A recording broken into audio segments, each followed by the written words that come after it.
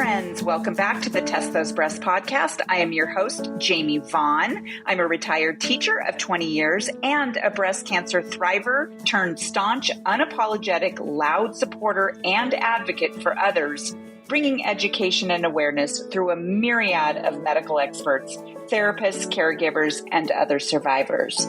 A breast cancer diagnosis is incredibly overwhelming with the mounds of information out there, especially on Dr. Google. I get it.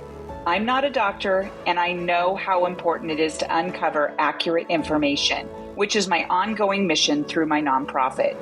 The podcast includes personal stories and opinions from breast cancer survivors and professional physicians, providing the most up-to-date information at the time of recording. Evidence, research, and practices are always changing, so please check the date of the recording and always refer to your medical professionals for the most up-to-date information.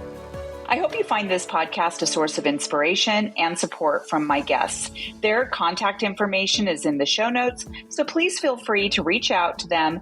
We have an enormous breast cancer community ready to support you in so many ways. Now let's listen to the next episode of Test Those Breasts. Hey, welcome back, friends, to this episode of Test Those Breasts. I am your host, Jamie Vaughn, and today I am so excited to have my guest, Mena Spodobalski, on my show.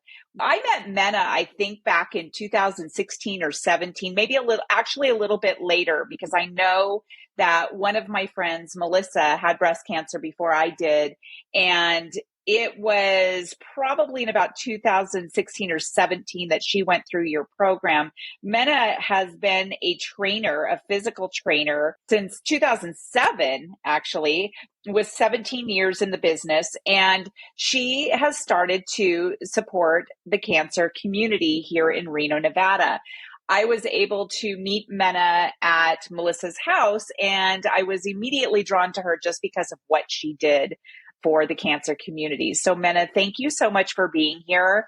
I just am so excited. And we've had some tech issues here, so I'm hoping that everything goes through. It looks really good from my angle right now. Good. So we finally made it happen. We've been talking about this day for quite some time. And here we are on National Cancer Survivors Day. And we are about to go to an event after this episode that we're making. So welcome. How are you? Thank you. I am great. It's a beautiful day today, and I'm super excited to be here with you and to go do a little groovy 80s for Cancer Survivors Day today. I think it's going to be a fun day. Yeah, I think it's going to be really fun too. And I'm halfway dressed 80s right now. I have a couple more things to do with my hair and a few other things, but we have New Wave Crave that's going to be playing. It's a local Reno band, and they are an awesome 80s band. But anyway, I really would love to bring to my audience who Mena is and how you support the cancer community. I would love just for you to share who you are, what you do, what you represent, what you value, anything you'd like to share. Okay. So I am a mother of two. I have two grown boys and have been married to my husband for 32 years next month. I have now been in fitness for almost 18 years. Started in the park. I would take parents after they dropped off their kids. We would all walk over to the park near our school and do a boot camp. And that's kind of how I started in the fitness industry. From there, I started teaching at Gold's Gym. And then I had an opportunity to go to a private gym where I started a 30-day body challenge that we still do to this day. And from there, I was able to buy the gym and have owned it now. I've been a small business owner now for 12 years this month. And I love what I do. I had an opportunity in 2016 to train breast cancer survivors for 6 months. And then we would teach them clean eating, exercise, community. And then at the end of the 6 months, we would put them at an NPC bikini show where they would strut their stuff and they would show, what they were able to accomplish in 6 months. From that kind of evolved into something a little different. I stepped away from that in 2020, which is kind of odd. I think the timing of that was perfect, obviously, with gyms shutting down and trying to just survive and keep my business alive. So I think the timing of that came along really well. During that 2020 madness, one thing that I found at the end of that year was that I was really missing working with cancer survivors and just the joy that I find from being surrounded by these people who have so much tenacity and dedication and focus to live well and be as healthy as they can. So I had a young lady who had a sarcoma, and she had been battling since she was 19. In 2019, I did a TED Talk on breast cancer to Bikini, and she had seen that and reached out and had said, "Hey, I know I can't do your program because it's not breast cancer, but will you help me? I'm tired of being sick. I'm tired of being tired." And that's kind of what brought the wheels kind of rolling about doing a program for all types of cancer. And so Evoke Warriors was born. Evoke Warriors helps men and women who have gotten any type of cancer diagnosis, whether it's breast cancer, lung cancer, bone cancer, brain cancer, you name it. We will accept them into our program.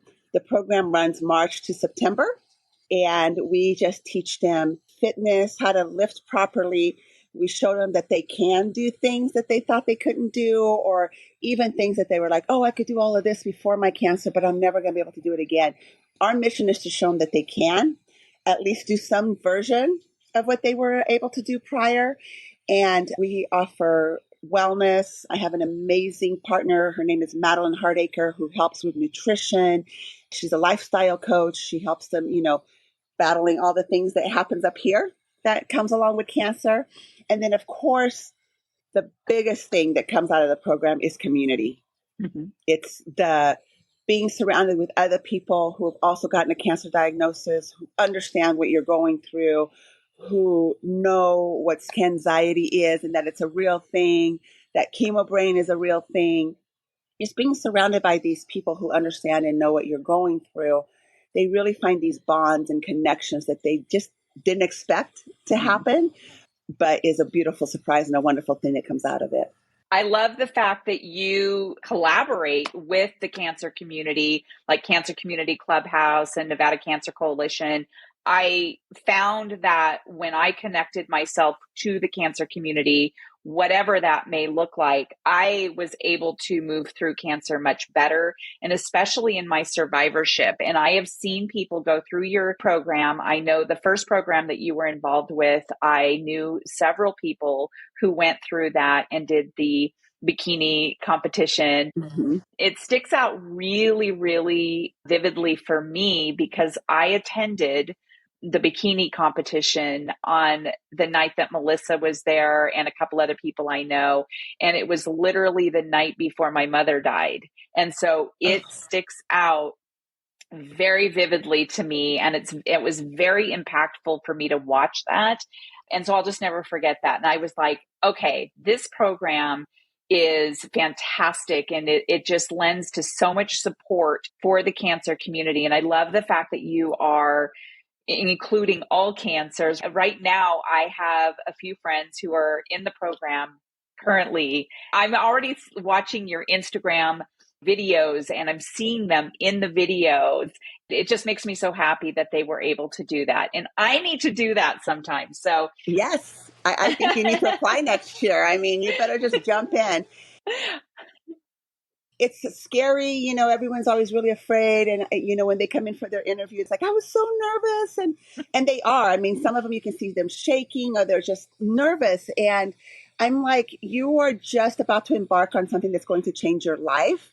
I just want you to embrace it and just dive in, take all the knowledge, learn all the things so that when the program is over, you have all these tools, whether it's something that comes along that stops you in your tracks with fear, you'll know how to handle that. If you are been having some fun and you put on a few pounds and you're like, I got to get this off, you'll know how to do that. You'll know how to exercise properly, whether you decide to stay in our alumni program or you decide to do things on your own, you will have the knowledge and the tools to do that so that whether your cancer comes back, because right. I know that fear is always there, or whether you are able to live another 20 years healthy, strong, be there for your grandbabies, whatever life throws at you, you're going to have the tools to hit it head on.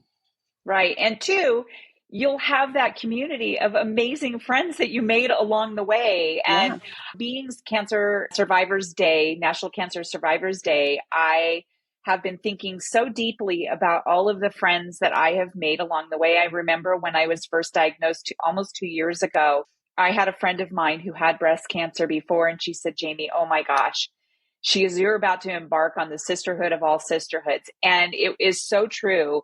I've got friends from all around the United States and even the world. Most I have never met actually in person, but being in the community and doing things like the programs that you have going on just makes those silver linings a lot brighter, for a trauma that we never asked to go through. And so I appreciate your having this program.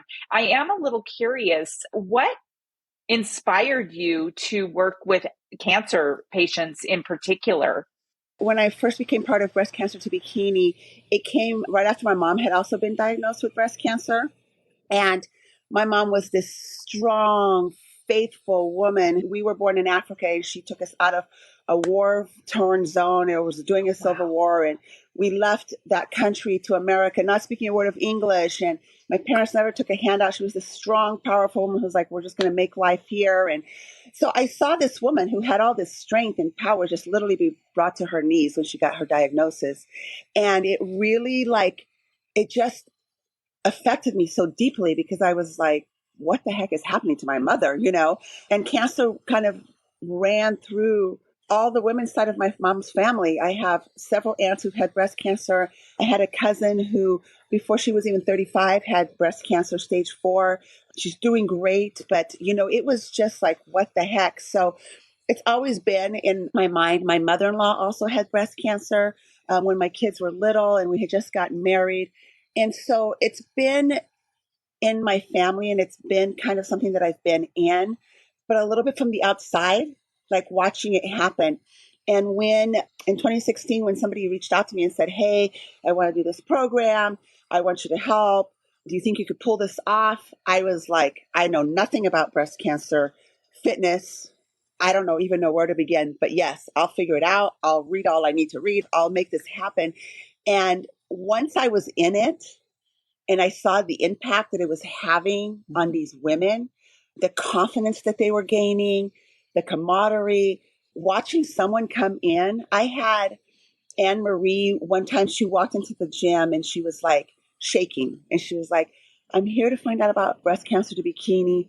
I have literally pulled into your parking lot and left 3 times. I've been sitting in my car for 25 minutes. I Oh my finally got gosh. the courage to come in here, and I'm like, I just gave her a hug. I'm like, girl, you do not have, this is going to be the most amazing thing you're going to do. It's going to change your life. And it did. I saw this woman who was nervous and scared and lacked confidence do all these things in the gym that she didn't think she could do, and walk on stage in a bikini, which is so dang scary, with so much pride and confidence that I was like, yes, this is why I'm doing this. This is why I love it so much. And I just really feel that God has put me in this place at this time doing this because this is what I was meant to do. And I'll do it for as long as I can. I love it. I love it. And you've made really good friends along the way, which is Absolutely. really cool. Yeah. It's like you said about the sisterhood. I've met so many amazing human beings that I never would have met, and maybe not ever even crossed their path had I not done Evoke Warriors and Breast Cancer to Bikini. I worked next door. I was the teacher next door to Melissa Prine, and I remember her going through the whole program, and every day she would show up with her meals and lots of things that I love to eat. I was raised in a family who taught us all about nutrition. Like, we had all the gardens. That was our chore, was to Oh, wow. water the garden and water what we eat. It really was fascinating watching her go through all of that, and then coming to fruition, going to the event and watching all of those amazing ladies on the stage, and having that happen in such a short period of time. In retrospect, it wasn't really that long of a period of time. So because your family, your mom and some of your other family members had breast cancer, what do you know about yourself? Are you someone who went and got genetic testing, and how did that play out? So it was funny because as soon as I found out about my mother, I went to my doctor right away, and I was like, we have aunts, I have cousins, all these people that have breast cancer around me, and I need to know what's going on. And because my mom was never told to get the genetic testing, they said that I didn't need it.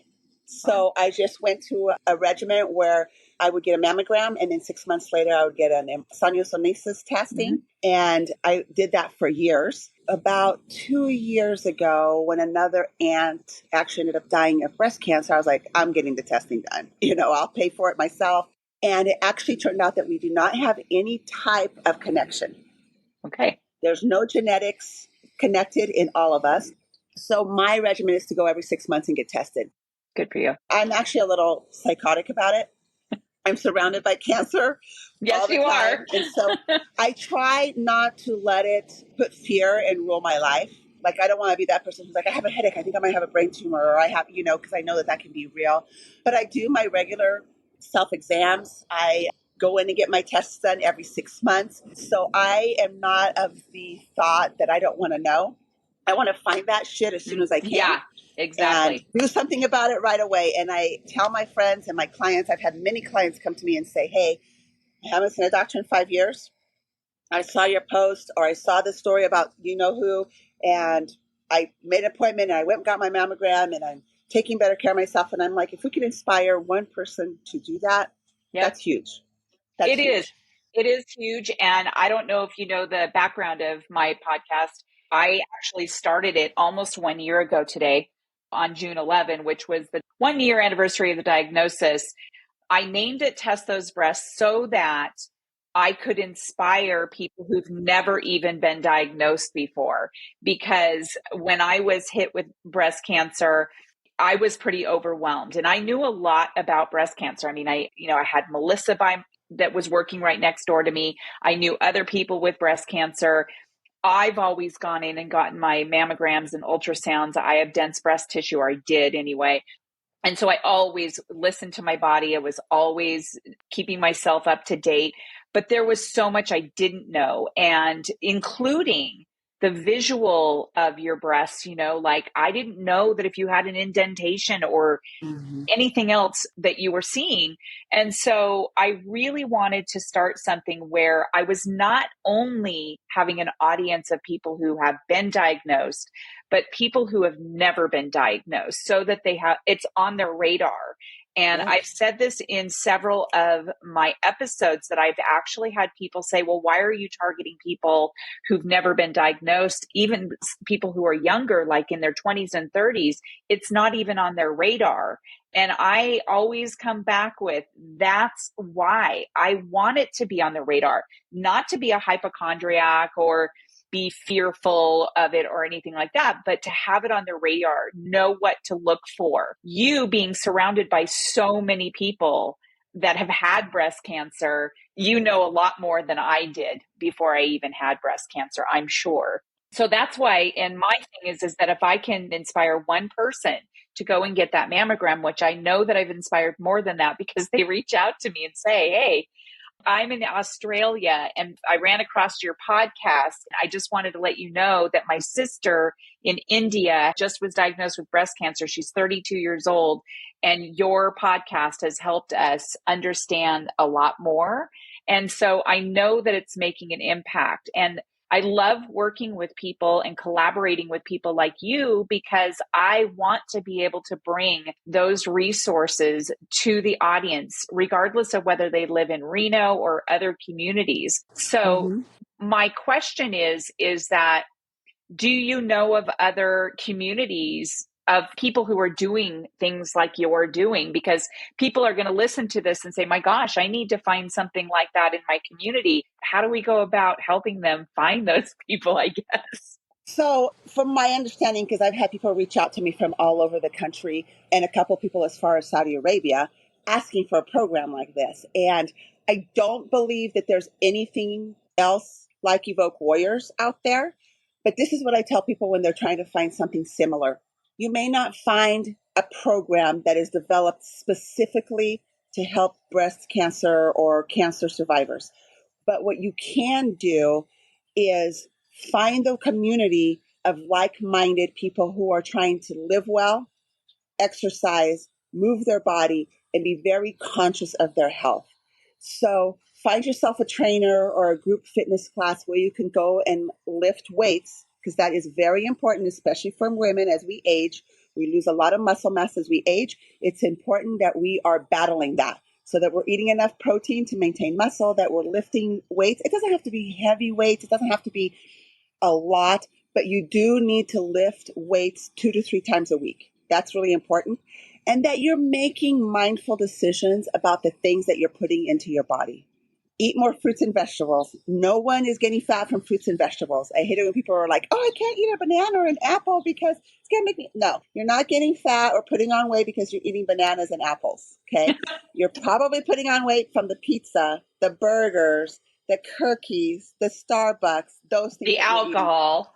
The alcohol. Alcohol is very much linked to a variety of cancers and other long-term illnesses. So make that a treat. Make that, a once a week thing, or maybe only when you go out. Let's not make that the center of our lives and the center of our celebrations, because Americans are very centered around food and alcohol to be celebratory, right? And we really need to shift that. We're celebrating your scan being clear. Let's go for a walk. Let's go for a hike. Let's go swimming. Let's go up to the beach. Why is it? Let's go out for a drink. You're literally being counterproductive with your health. So it's really important to just be intuitive and to know and be conscious of what you're putting into your body. Oh, today I haven't had one piece of fruit, so my snack is going to be an apple today, versus choosing processed foods and eating cheeses out of a box, So just being mindful of those things, being mindful that you're getting 30 minutes of movement a day. I prefer 60. I would love that everyone is moving 60 minutes a day, hitting those 10,000, 12,000 steps. But if 30 minutes is all you've got, then 30 minutes is what you're going to put out there. Go for a walk on your lunchtime, put in 10 minutes. Go for another 20 minutes after dinner at home. So just really being mindful of your movement and what you're putting into your body, and then finding yourself a community of like-minded people who have those same goals will give you, in the end, a long-term better opportunity of not having your cancer return. Because studies out there show that if you're eating well and you're exercising, those are one of the biggest things you can do to avoid a reoccurrence and possibly not having cancer come at you again, Mm-hmm. So there may not be a program like us out there, but I do believe that you can do things to get the benefits of the program. Or how about start something? Reach out to Yeah. your physical fitness instructor and say, hey, let's start something maybe in your Yes. community.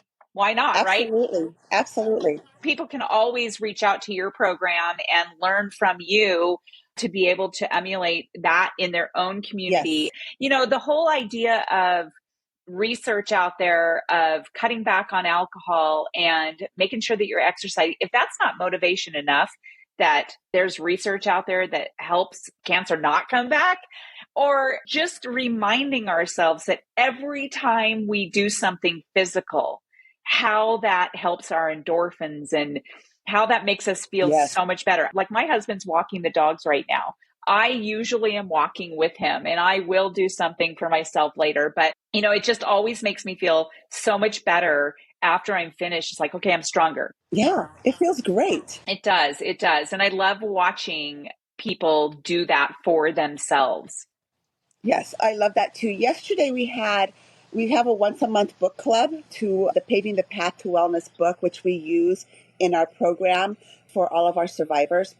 And we had book club yesterday, and one of the warriors that led it said two things that really impacted me. One was, if you're going to get cancer and you get to be in this program, at least you have this program, and at least you have this community and this sisterhood, this brotherhood that will never be taken from them, because forever now they have these bonds and they can Mm-hmm. reach out to us. And I've seen it for the last 9 years, that people are connected and they still reach out to each other. Melissa's group and our group still celebrate birthdays. We celebrate graduations. We help them move. We're still like very much connected. And I see that with all my warriors through the years, that they're still having lunches and they're still celebrating things, and they're still reaching out to one another when they're like, okay, my scans are coming up this week. I just need a lot of prayers and a lot of good vibes. So you're always going to have that. And so she said that was one of the biggest takeaways just going into week 11 of the program. We haven't even been in 24 weeks and they're already bonded, which is so exciting. I love it. And then the other thing she said was, that there were times when prior to the program that she really was in a hole of depression, which comes with cancer and the diagnosis as well. And many times when she didn't want to leave her house, many times when she didn't want to even get out of bed. And she says that that has completely changed. She's looking forward to going to the gym. She looks forward to getting up and going for a walk every day. She works from home and she still loves that because she loves being home with her dog, but she's walking her dog more. She just feels more alive. She goes, for the first time since my diagnosis, I feel alive. I feel like I'm thriving and that I'm giving back to this world and I'm taking all the good things from it. What more could you ask for? That is so amazing that someone is feeling like that. And they all agreed with her that that was something that they really were so excited about, is that it's literally made them feel like they're alive again. Right. And it's so impactful. There are two things that I'm thinking of while you're telling me this.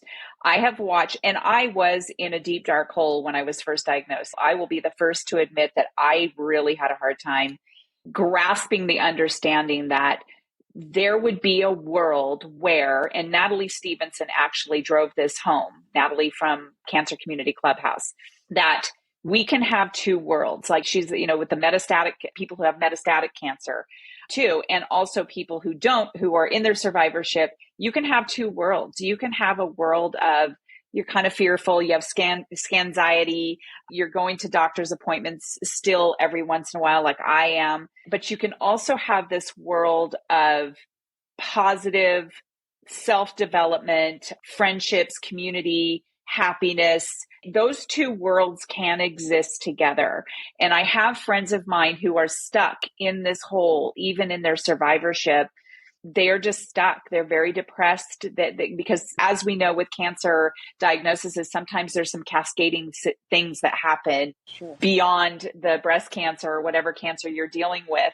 And they're stuck. And all I want to tell them is reach out to the cancer community, reach out to the people who are helping for cancer patients, because, oncologists and radiologists and surgeons, they can only do so much, right? They can save your life with medicine and surgeries and whatever. But there's this whole other side to cancer, and it's the rest of the holistic care that you need. And so your program is a piece of that puzzle. And I just feel like I want to reach out to these people and say, move over here, go meet these people and give yourself the gift of life while you're dealing with this other shitty stuff. Right. Yeah, and so, sure. I love it so much. Well, Mena, I just really appreciate your being on here to share with us what you do for our community, and it is greatly appreciated. I have seen it. I've seen people go through the program, and I know how much it has impacted their lives. And I feel really honored that I get to know you, and I get to see you today later. Have so much fun. Yeah, we're going to have a lot of fun. I'm going to have a table with my podcast, which is now a nonprofit. And so I'll be able to share that with the rest of the community. And so you've given us so much advice, but if there's anything else you would like to leave us with before we disconnect today, what would you like to say? I would love to just say to anyone who has received that cancer diagnosis that it doesn't mean that your life is over. And you really want to just have a moment and sit down and think about which way you're going to tackle this horrible disease, right? There's so many ways, like you said, that you can just shut yourself off and go through the motions and just try to just survive every day, right? But you can also look at it as a challenge that you are going to face head on. You're going to surround yourself with all the resources that are out there to help you thrive in the situation and come out on the other side. Whichever way this may go, live big, because I've seen a lot of people lose their battle. And that is the shittiest part of this job, is being in that part and getting connected to people and falling in love with them and then seeing the cancer take them from this world. But I've seen a lot of them literally live and thrive to the bitter end. And why not do it that way? Why not reach that mountaintop and be glorious and be like, I battled as hardest as I could and I loved my family so hard, and I'm leaving a legacy of strength and courage and bravery and resilience. You can choose which way you want to go. And I hope that you will choose to be surrounded by a cancer community who is going to support and lift you up and help you come out of those dark moments. I love that. I love your inspiration. I love how you celebrate both the ones we have lost and the ones who are still living. You openly celebrate all of them. And that just brings tears to my eyes of, just Yeah. thank you for doing that. Appreciate that.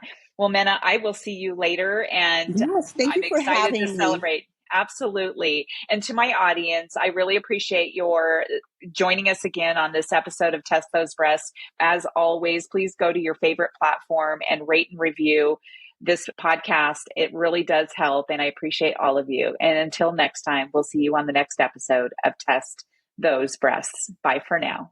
Friends, thank you so much for listening to this episode of Test Those Breasts. I hope you got some great, much needed information that will help you with your journey. As always, I am open to guests to add value to my show, and I'm also open to being a guest on other podcasts where I can add value. So please reach out if you'd like to collaborate. My contact information is in the show notes. And as a reminder, rating, reviewing, and sharing this podcast will truly help build a bigger audience all over the world. I thank you for your efforts. I look forward to sharing my next episode of Test Those Breasts.